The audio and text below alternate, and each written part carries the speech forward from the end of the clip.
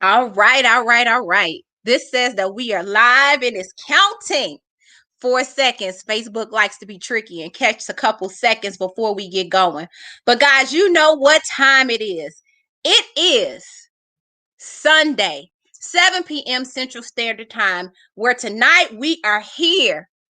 We are here sharing information to help us close the gap. I am your host, Sharonda McDaniel, and today we are going to be talking about ownership. That's right, you see it.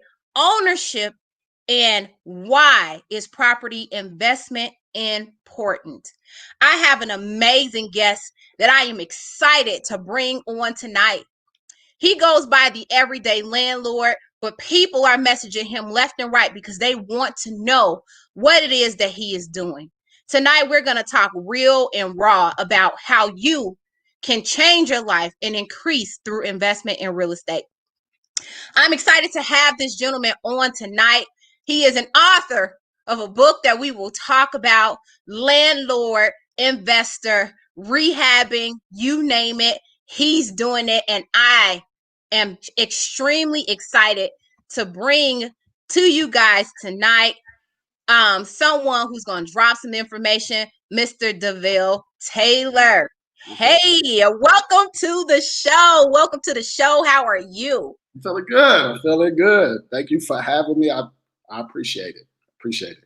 I definitely appreciate you making time to be here. I know that you have an extremely busy life, traveling, working, all of that stuff. And you said yes, and you made today happen.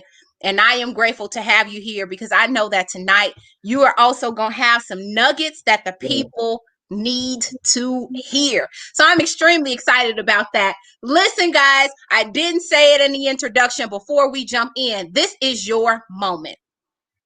Share this video, drop your comments. We may be asking some questions, answering some questions, all of those things, but be sure to share. Stop getting what is considered free game that can help you change your life and keeping it to yourself. All you got to do is hit the share button, put this up on your page, let the world see, get the information that is right here for them. With that being said, I am going to open up this platform so that we can talk to our guest. Right? Let's get started and jump in. And I simply want to start with tell us about you. Yes. All right. Cool. All right. Well, my name is Andre Cavell, but I created my new name, Javelle Taylor. I was born and raised in Chicago. I grew up on the West Side for a few years off of Roosevelt and Taylor, but majority of my years growing up on the South Side of Chicago. Single mom. I was the youngest of four, and my mom was a single mom. I knew my father. He just remarried, had other kids and such. But we grew up not in the best. We lived in shelters, different parts of my life, and I just always had this aspiration to one day that I was going to own. I wanted to get into real estate. I think it was when we was in the Salvation Army shelter up on the north side, and it was wintertime, and it was like a hotel room, and my mom was I was looking out, I was just so mad. I was so mad, and my mom was like, it's better out there than here. And I told my mom, I'm gonna own so much properties, it's gonna be ridiculous. And she's like, all right, we'll go to school, you can get whatever you want. Fast forward, I went to South Shore High School. When I graduated in 99, went to Southern Illinois University, Carbondale. Saluki, fellow Saluki, what's up? And I majored in electrical engineering. I had a passion for engineering, just putting things together, but I struggled. I was not the smartest. I thought I was the smartest when I graduated in the top 10 of my high school class, but when I got to college, I'm like, yo, that Chicago public school education. It's set up different. Yeah. I mean, it took me 6 years to get out of school with my undergrad in electrical engineering. I'm not ashamed to say that or whatever, but I just didn't quit. And I knew I had a fighting spirit at that moment to never quit. And when I got out in 2005, the Boeing company, based out of St. Louis, came and got me. So moved to St. Louis, started working in the corporate world, but I'm still working for Boeing. Went to get my master's in electrical engineering. And that's when I started to really dabble, really dabble into real estate as such. Started in 2006, I would say. So just a little snapshot of where I've been. Wow. Wow. Thank you. Thank you for sharing that level of transparency, because you know what? It's something that I had no clue. I mean, most people probably wouldn't. They probably wouldn't know that. But I appreciate that piece of transparency, because a part of what I do and what this show is for is to show people that they can find success. And so it don't really matter where you come from. You talk about from being in shelters to working at Boeing to owning property. So let's get to the topic though. Let's talk about the man with the plan, and Yeah, let's talk about real estate. So you went from still in corporate, but you went from corporate America to this was no longer a dream, and yeah. you started to buy your first property. Let's talk about that journey. What was the journey to that very first property and what that looked like for you? So the journey just dates back to when I was little. I remember every Sunday my mom will get on the bus and we'll go to my grandparents' house, and my mom was I have a lot of uncles and aunties, and so my family wanted to get into real estate. My uncles and aunties, so they used to meet every Sunday, and everybody used to try to put in money. They was putting in money to buy the first property. This was in the 80s, and so my grandma had this long table, so I would be underneath the table and I could hear them talking, calling a real estate agent. They found a property and they talking, try to set up an appointment. But what happened was after the first 3 weeks, I hate to say it, family members, I ain't got money to put in this week. Well, why you got to hold the money? And so I just seen it flat out.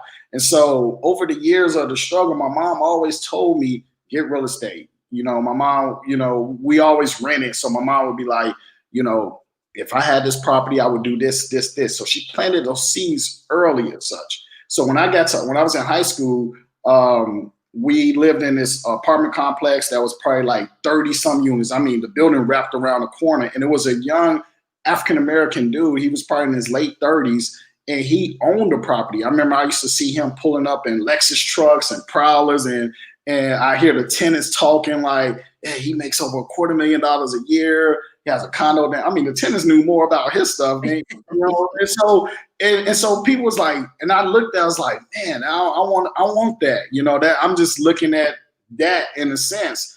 And so I just always had it. And so fast forward, I was in college. My mom called me. She was on Section 8. She said, hey, the feds are seizing the property because the landlord got caught with a lot of keys of drugs in his Lexus truck on Stony Island. And so my mom getting, federal money. So she was like, she had to move. So I got a credit card and sent my mom a credit card for her to move because she didn't have money. So my credit got jacked up because of that. And I was so upset. And I said, you know what? I said, look, he messed it. Like I was at that moment, it didn't even matter about the cars and all that other stuff. I was just like, here, this brother owned property in our community, and he just messed it up. And I really knew that landlords at that moment had an impact on people's lives, because look where my mom and I don't even know about the other tenants that were getting displaced in a sense. So I was just like, I'm gonna do it right. And that's where that fire grew in. So fast forward, I got out of school. I'm thinking I got my offer letter from Boeing. I'm like, ooh, $55,000 a year. That's the money. Like, man, my credit was jacked up. It was like in the high 500s.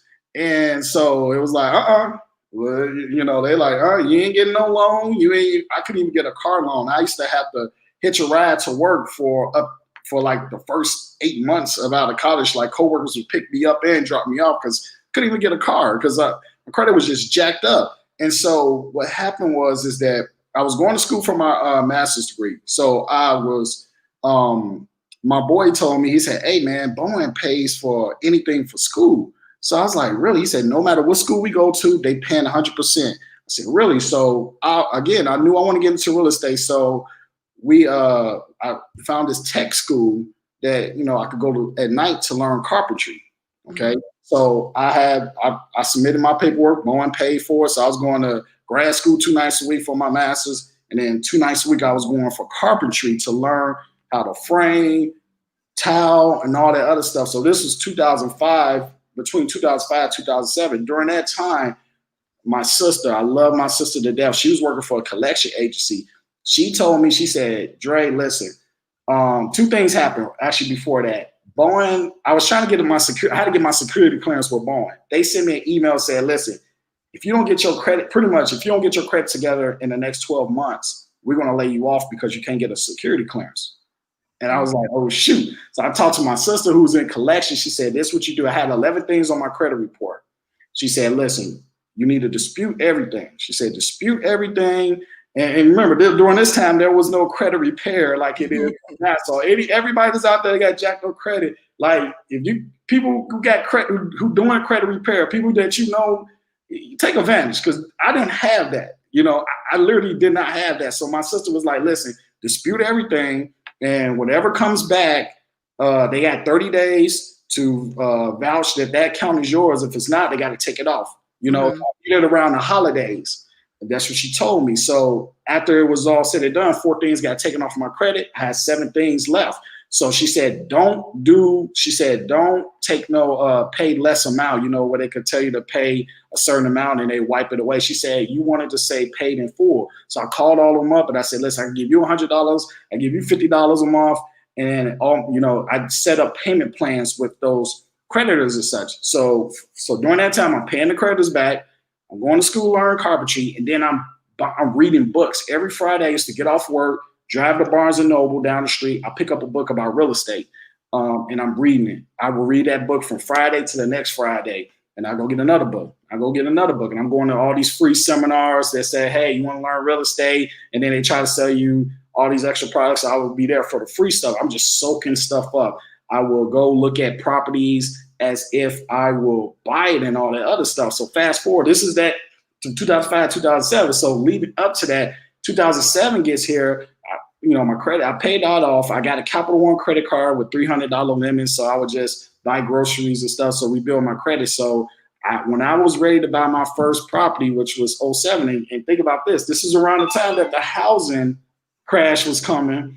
You know, I had a credit score of 650 and had $3,000. I found a property that was my first duplex. It was a foreclosure. It went on the person bought it for like $135,000. The bank was selling it for $85,000. We went in. I got it for $77,000. And actually, I got it for $75,000. But the reason why I got it, I got down some more because the day before we closed, the previous owners came in and stole the copper water lines. And so the bank reduced it down even more, a little bit down to $75,000. So I got it for $75,000. So I had to bring $2,800 to the closing table, and I had $3,000 in my bank account.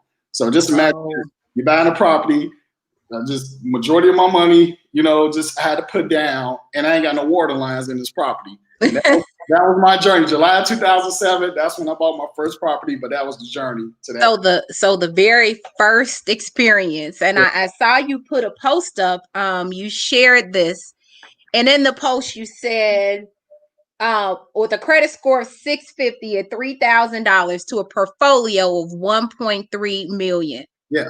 And so that is the amazing journey that everybody is like, what? How did you do it? Yeah. And that sounds like bravery. You had $3,000 in the bank and you made the decision to pay $2,800 for a property. Though you were learning, you didn't know. Tell me why. I have $3,000 to my name and I need to take $2,800 to the table.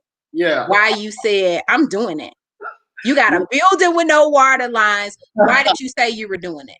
It was kind of like, it was like this. You had to act, during my whole journey, you ask yourself, what do you want out of life, right? When I got with Boeing, trust me, Boeing, great company to work for. Like literally, you get in, you're good. Right now, it's not the best because aerospace, because of whole COVID. But when I came into the job, the person who was training me, the engineer that I was following, he'd been retired from the company 3 times, right? So I'm just like, man, like I'm looking like I rushed out of school to get to these 4 walls. So I knew that the lifestyle I wanted was going to come at a cost. and that I needed not to be afraid. And the thing is I wasn't afraid because I lived in the shelter. You know, I know what the bottom felt like. I know I didn't want to go there. So I had to, it was literally, it's like, Dre, you're gonna step out. I don't know how I was gonna do it. You know, but I was just going to step out there and make it happen. And I remember I sat at the close table, here go your money. My real estate agent, she was happy. She just made her $1 million deal already for the year. And I walked into the building like an hour later in my, you know, I had slacks and a button-up shirt on, you know, trying to look professional on the closing table. And I'm like, what did I do? I just started ripping up the carpet.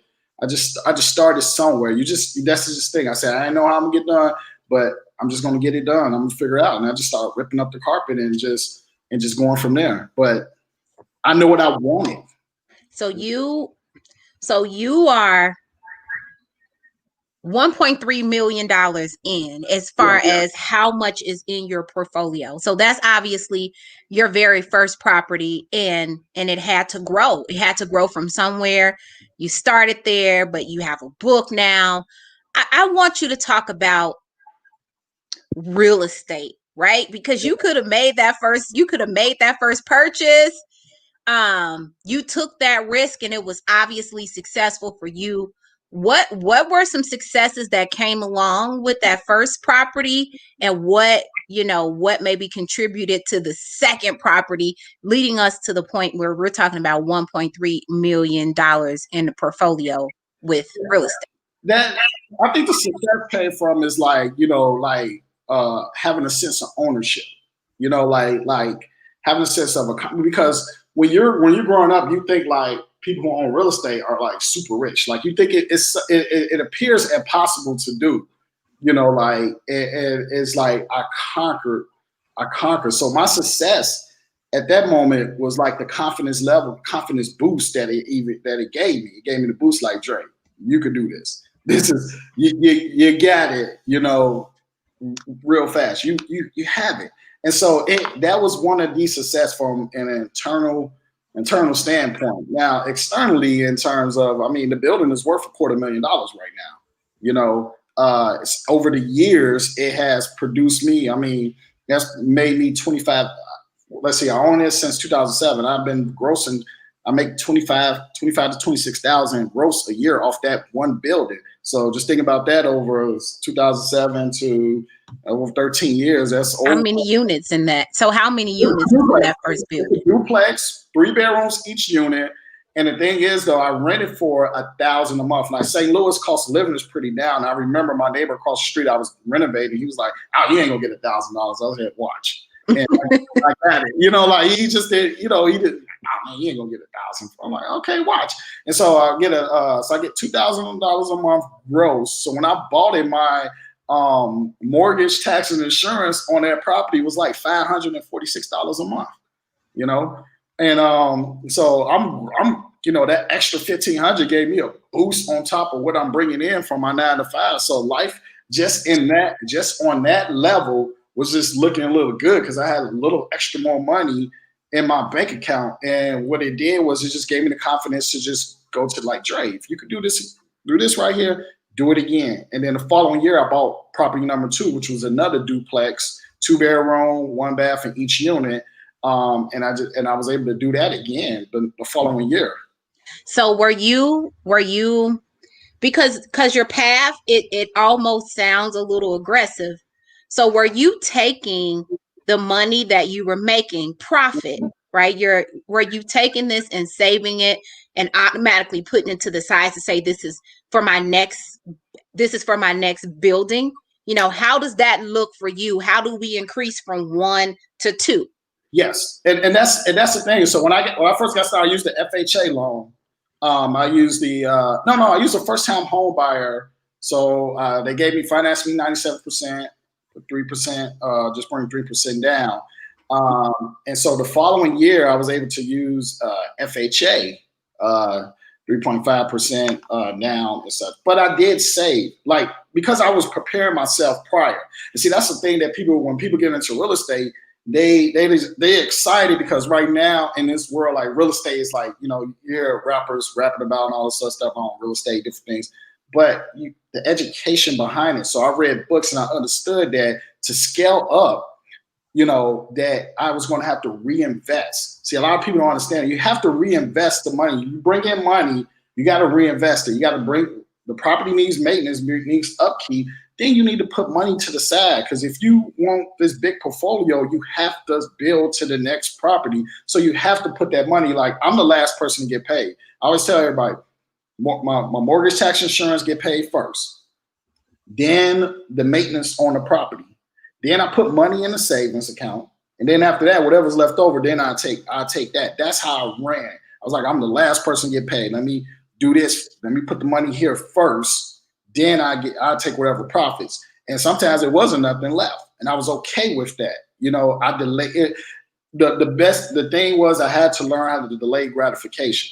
That was pretty much it. I remember I was sitting on my first when I was renovating the property. It was like it was a month or two after I bought it. It was still summertime, and my buddy, he worked for Boeing. I remember me and him worked on a plan to get ourselves out of debt. And he just bought this brand new Tahoe, decked it out. And I remember he came over to see the property, and we walking through. I'm showing him what I'm about to do, and we sitting down, and he was like, "Man, Dre, look what you bought, look what I bought." And I'm like, "What you talking about?" Like, "Man, you bought," he said, "Bro, you bought a building that's about to pay you. I bought this brand new Tahoe, man." And I was just like, dang. And it really resonated with me. But like 2 months later, he sold it. And the thing is, though, like, I still own my property, and my property appreciated a lot more in value as such. So the thing is, though, is that people have to learn delayed gratification to get to 1.3 million. And probably I didn't. If you go outside and look at my car right now, I'm still driving my 2002 Nissan Maxima. Can I go get me a nice Tesla or a Bentley right now? Yes, I can. But that don't make sense, because I'm not just yet. And that's the thing. You have to delay it. So you have to reinvest the profits first. You have to reinvest. You can't. And that's the problem. I met a lot of investors over the years. They be like, "Yeah, I got a property or two." And that's where it stops at. See, the bank looks at you as a true investor when you got 3 or more properties. When you got 3 or more properties, they looking like, "Yo, you're a serious investor," because one, you can manage your portfolio and you can still maintain your lifestyle. A lot of people cannot do that. They can't still maintain a lifestyle and own property, multiple properties and such, if they're not being smart with their money. So that's a telltale sign. A banker told me that. Vice president of the bank told me that. Okay. It sounds like you definitely have done your research. Listen, I don't want to braze over it. You have given us a whole lot of information, but I definitely got to take a second. You dropped something back there. You had said something in this last question that talked about credit, where people really need to take advantage of getting their credit done, because your whole story, in both questions, you talked about your base and your foundation, starting with your credit. But I believe that journey starts with, I fix my credit, but it then becomes more financially sound, right? You understand that I got these profits, and it's not about running out and spending it, but saving it. And so you continue to save and build this portfolio. So now you've been coined the everyday landlord. So basically, these are properties that you're buying, but you're not flipping and selling. These are properties that you're keeping, holding, adding to your portfolio, and getting rent. And so then you created this book, The Everyday Landlord. Yeah. What brought that about? And what is the Everyday Landlord? Tell me about it. Oh, well, years ago, the name came from actually, the Everyday CEO. Like I say, the Everyday CEO presents the Everyday Landlord. So the Everyday CEO, actually, after I bought my second property, I actually took a break from real estate for 10 years. I was working on a website and mobile app. I was literally going to go be the next Black Mark Zuckerberg, Okay. And so I had a team that, that was helping me with the website. So I had a public relations person. Her name was Sharice. Shout out to Sharice. I don't know if she's listening, but she said, "Dre, you're like the everyday CEO in a sense." She was like, "You're that person that, has that job, 9 to 5, but at 5:01, you're turned from employee to CEO, and you got that drive and you're doing that and all the other stuff. You represent the everyday people that have those dreams, but go to work every day, but have those dreams. So the everyday landlord just came from that. Like I'm that typical landlord. I have those dreams. I still go to work, but I got my property or whatever, and I go from employee to CEO within a minute. As soon as I clock out my job, I'm CEO. And I'm building my dream in those after hours and such. So the everyday landlord just represents that person who, like I said, want to be that next big real estate guru, but you're doing the right things. You're working late nights. You're the handyman because you can't afford a handyman to come in. You're the one who got to do the repairs yourself, in a sense. You're the one who has integrity and treating your tenants right and providing good quality housing. That's what the everyday landlord just stems from. And the book came from because the journey of landlord is not, again, everybody sees the accolades, like, the lifestyle in a sense, but they don't know the journey. So what would happen is during my years of being a landlord, I would call my buddy, one of my frat bros, and I'd be like, hey, Pratt, shout out to Pratt. He'd be like, I'm like, dude, let me tell you what happened. This tenant here freaking, burnt up the stove. I don't know how the stove is burnt, like literally. Stuff happens, right? Like just crazy stuff or whatever, and I'll tell him all these different stories. He said, dude, you gotta get a YouTube channel. That's where I said, dude, I can't. I said, this stuff is random. I don't predict it. He's like, dude, you need to write a book. And I'm like, nah, English was not. I said, dude, math and science, I can't. Writing a book is just not me. And it's so crazy where I got inspired to write the book. It was actually it was when the movie Straight Outta Compton came out. I went to go see that movie in St. Louis, and I went to go see it with my mom, which was crazy. And we were sitting there, and for some reason, I just got real inspired seeing those brothers do what they did and all that other stuff. I said, I'm gonna write this book. So next thing you know, I went to work. I wrote the book in a month, and I let it sit though. I let it sit. And it was just in Google Docs. I was like, I ain't gonna play with shit. And then I was at a professional development event, and I mean, this speaker just said something. I said, you know what, I'm gonna get it out there, and I pushed it out there. And it's more so the everyday landlord is just for people just to see everything, see what it's like through. I just want people to see what it's like through my eyes, in a sense, whatever. Because the thing is, people get into it. A lot of people, everybody wants to be an entrepreneur. We hear that a lot. Oh yeah, everybody's fascinated with residual income, or this motto, I'm gonna own the block and all this other stuff, which is fine. But do you really understand? Do you really got the heart to do this? Do you understand everything that revolves around it? What will happen if you're put in this position? I saw something. I posted something on my Facebook book about on my Facebook page the other day about this landlord who place was just destroyed by this tenant. And he's just upset, and people like, oh, I'll go shoot that person and all this other stuff. Really? Would you go shoot? Would you really go shoot? You can't bring that mentality. You can't bring that mentality to the landlord. You're not gonna go shoot somebody because somebody messed up your place or whatever. Be real. And so I just think a lot of people just don't understand what we do, what we deal with, but the decisions that have to be made and different things of that nature. So that's where the book came from. It's my stories. You listen. First of all, these things are supposed to be about 45 minutes. Sometimes they run over. You're saying so much, right? I want to talk about the real estate, but the reality is you dropped the nugget. And this nugget was the everyday CEO who still has a job. I get off at 5:00, and at 5:01, I'm building a business for myself. And that is what is missing. Whether there is accolades from owning tons of properties and all of those things, it's people lacking the get off work and I'm tired and I don't want to do it.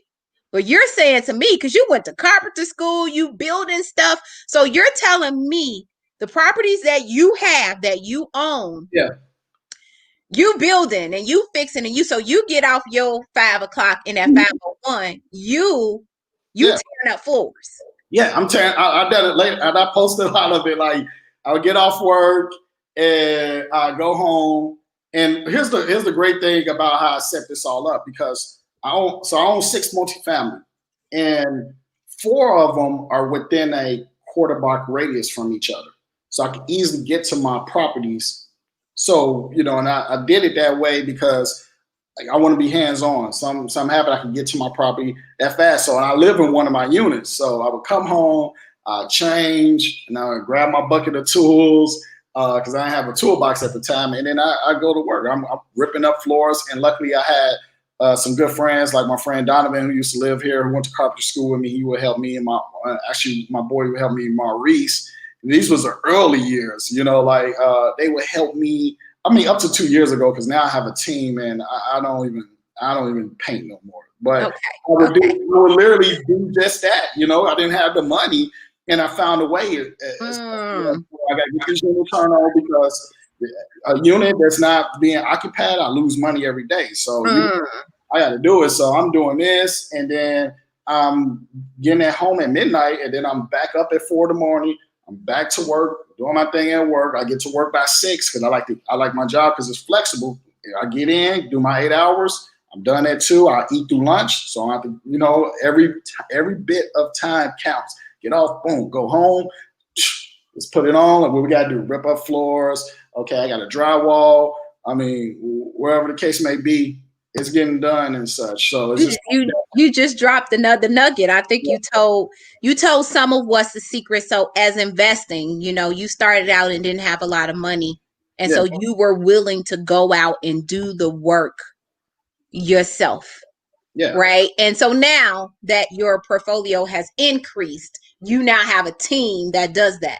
Yeah. Right. And because of that, do you think, and I mean, everybody has their own way of investing and how they do things. Do you believe that you being willing to go out and do the work yourself made you more profitable than maybe the next person thus point? I think that honestly, your time in real estate, time is money, and so in the beginning, me doing the work myself to a certain point, it made me lose money. Because if I'm drywalling and such, whatever, what would take me maybe a week could probably take somebody a professional 2 or 3 days. And so, but the thing is though is that sometimes as a CEO, you got to get your hands dirty to understand your business.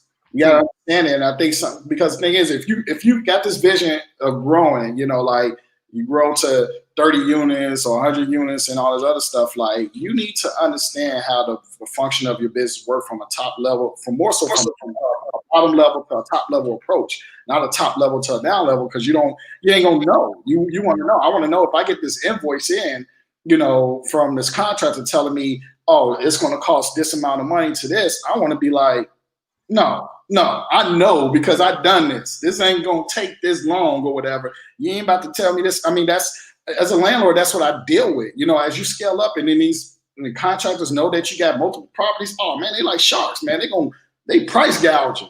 Yeah, he got that money. Let's add some extra zeros on to that, and you got to be like, hold on. This is not going to take you that long or whatever. So that's you're dealing with tenants.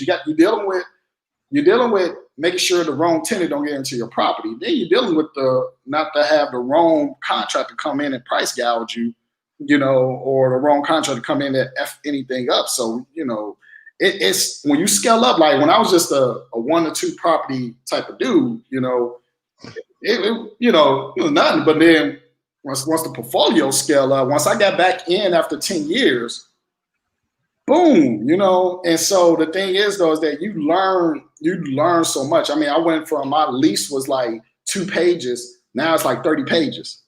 And are you making them sign their lives away to live in your unit? Yeah. I want, yes. Listen, Yeah. what I want to do, we're not out of time, but we're definitely approaching it.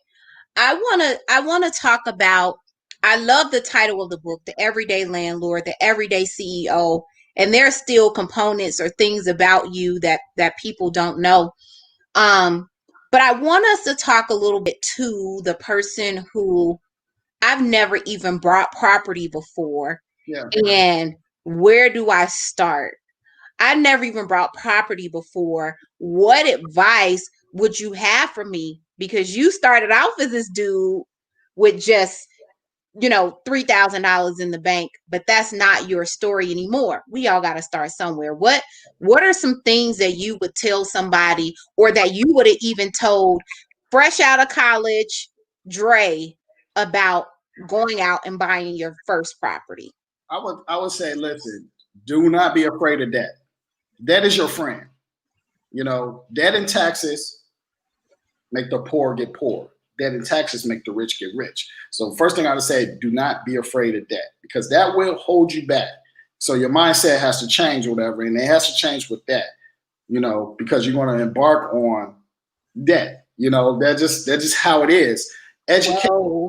Yeah, literally. You gotta, that is so crucial. And I say this, listen, I owe my bank about $600,000 in debt. Mm-hmm. Portfolio is worth 1.3 mil. So if I cash out today and stuff like that, You good, because of debt. Debt allowed me to have about $700,000 in equity, just sitting there waiting on me to just go ring the register if I want to. So get in tune with that. Then you want to educate yourself. There's books out there. Now you got audio, so audios on real estate. Understand where you want to invest in as far as the location. Location, they always say location is key. Yes, location. In real estate, we got areas they categorize as A, B, C, D areas as such.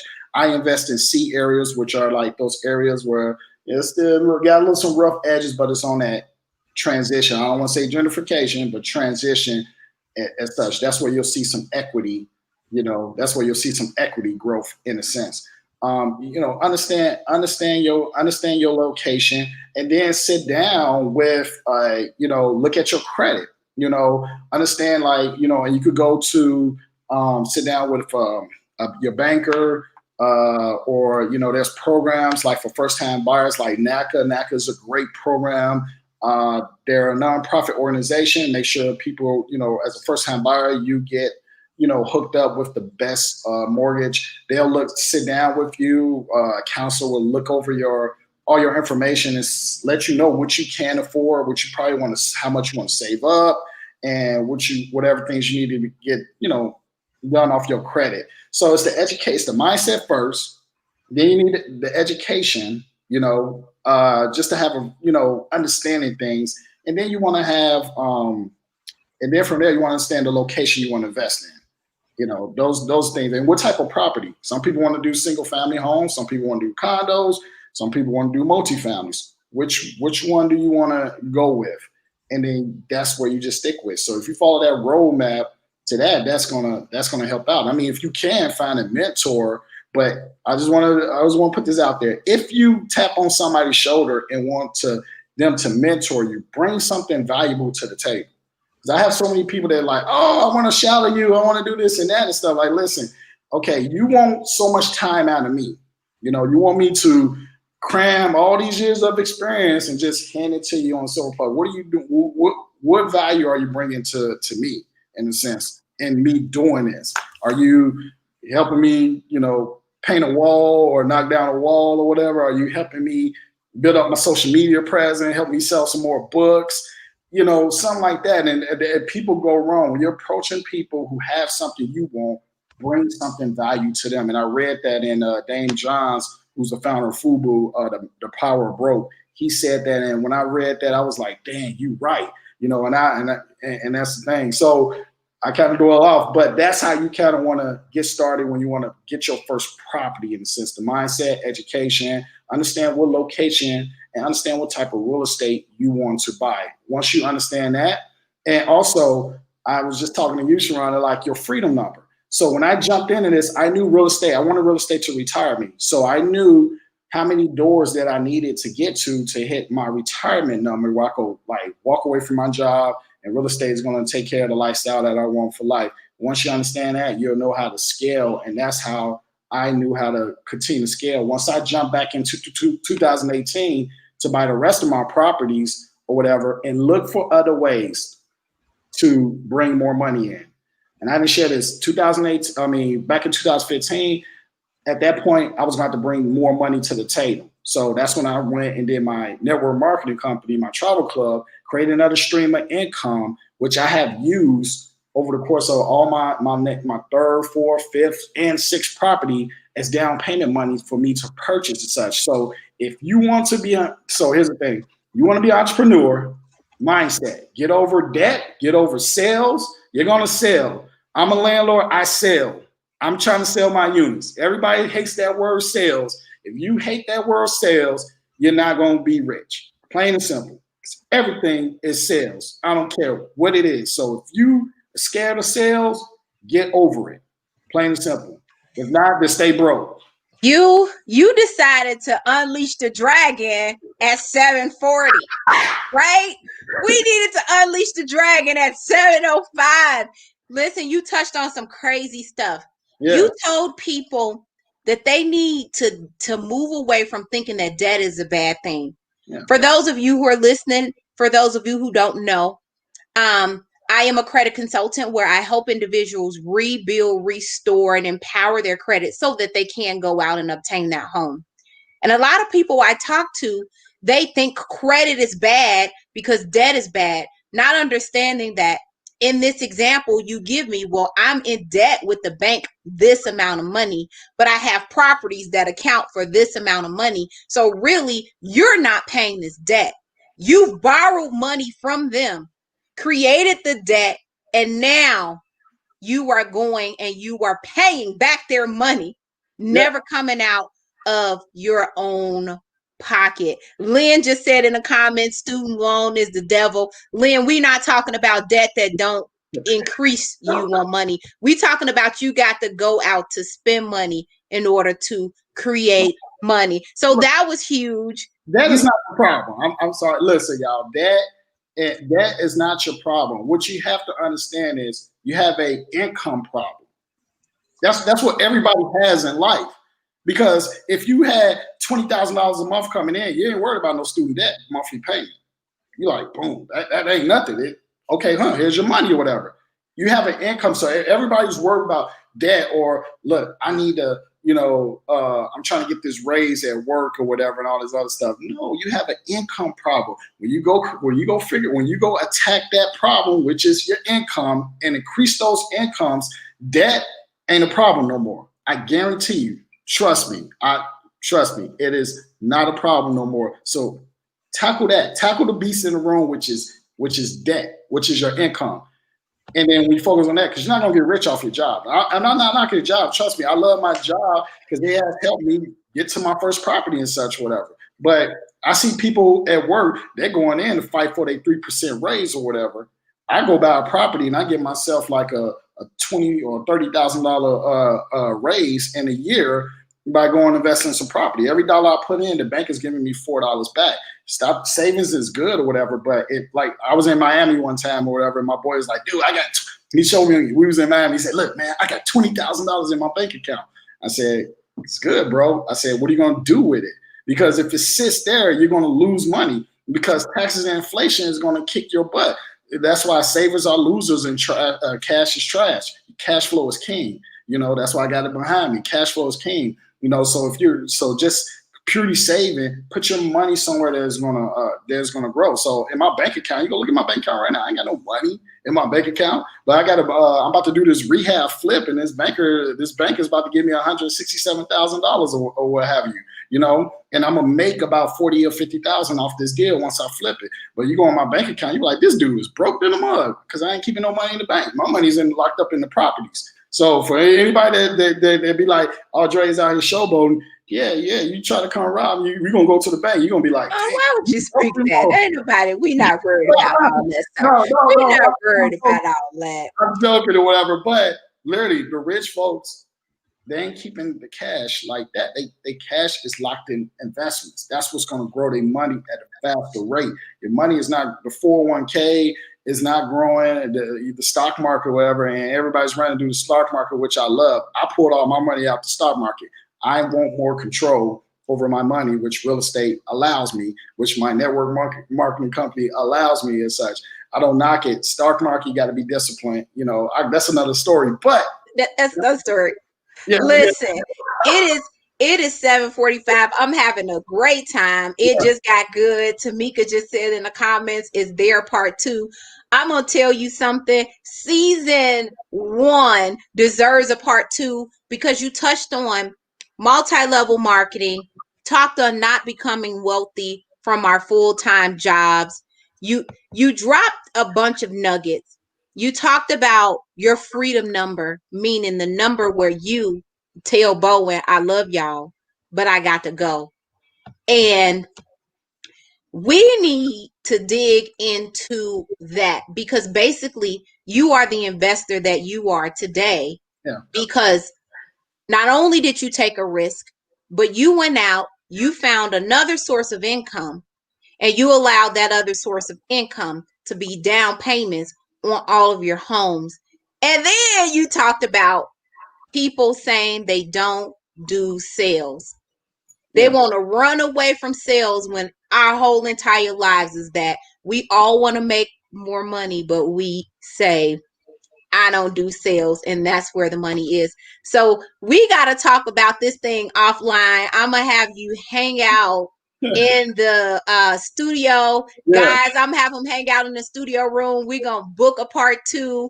We're going to get this out there in front of the people because we need to pick up where we left off. Hold your book up again. He is holding up his book, The Everyday CEO presents the Everyday Landlord. I'm writing part two right now. Part two is in works. It's coming, and I'm gonna do the. It's gonna be an audio book as well too. It's coming. Hang tight. Hang tight. All right, part two is coming.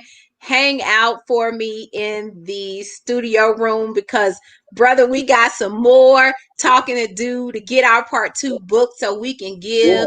the people some knowledge. Okay, Yeah. listen. Do it. Today's episode was absolutely amazing. I didn't know or didn't think that we would need part two, but we more than need part two. And we're going to bring him back because he shared with you information on his journey. And I feel like we just got started.